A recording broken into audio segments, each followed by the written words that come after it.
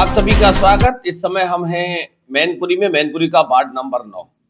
2026 पंचायत चुनाव की तैयारियां शुरू हो चुकी हैं और सारे प्रत्याशी अपने अपनी जोत जगत और जुगाड़ में लग गए हैं।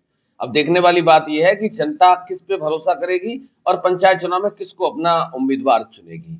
इसी कड़ी में हमारे साथ बात करने के लिए उपस्थित है मैनपुरी के वार्ड नंबर 9 से आने वाले पंचायत चुनाव में प्रत्याशी पवन कुमार लोधी जी। उनके पिताजी भी हमारे साथ उपस्थित हैं।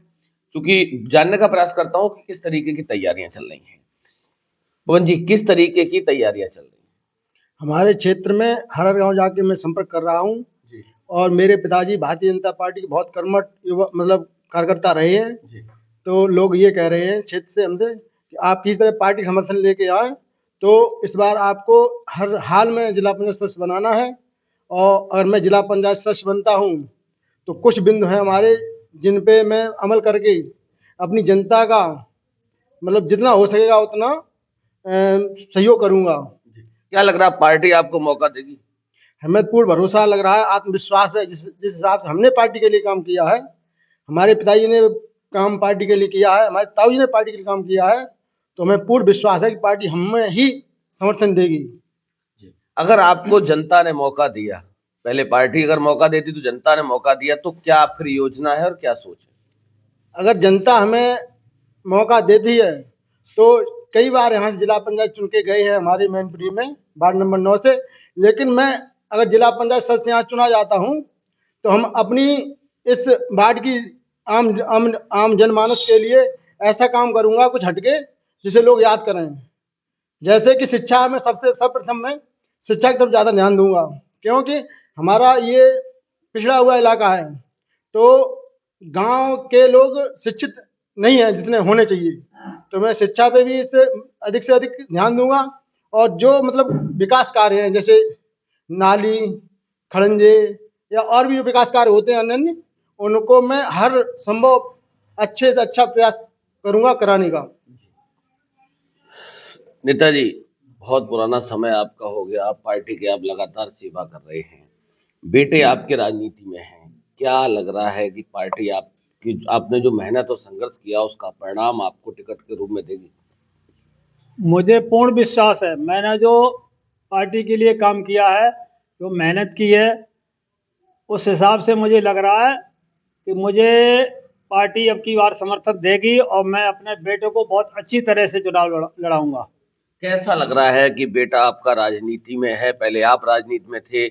हर माँ बाप का सपना होता है कि बेटा हमारा कुछ अलग करे। राजनीति को लोग बहुत दूषित मानते हैं, आपको कैसा लगा? अब हमें तो ऐसा लग रहा है कि हमारा बेटा, मैंने राजनीति इसलिए उतारा है कि मैं सन 65 से राजनीति कर रहा हूँ, आरएसएस और जनसंघ और बीजेपी की।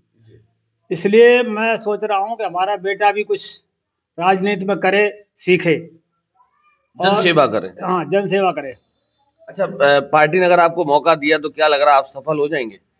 मुझे तो पूर्ण विश्वास है कि अगर पार्टी ने मुझे समर्थन दिया तो मेरी जो 45-40 साल की राजनीति है वो मुझे सफलता प्राप्त देगी।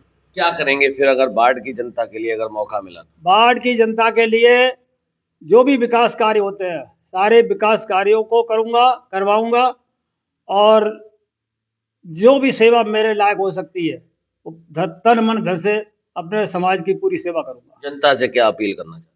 जनता से अपील यही करना चाहता हूँ कि मैंने जो अपना 45 वर्ष का समय दिया है पार्टी में, उसका लाभ मुझे मिले।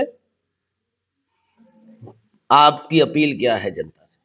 मेरी अपील ये है जनता से कि मैं ये चाहता हूँ कि जिला पंचायत वार्ड संख्या 9 में एक तो मैं प्रत्याशी हूँ, हम जैसे बहुत से सारे युवा प्रत्याशी भाई लोग होंगे, लेकिन आप जो भी प्रत्याशी चुने या जिसको भी समर्थन दें उसे जांच परख के समर्थन दें, उसे भारी मतों से जिताएं।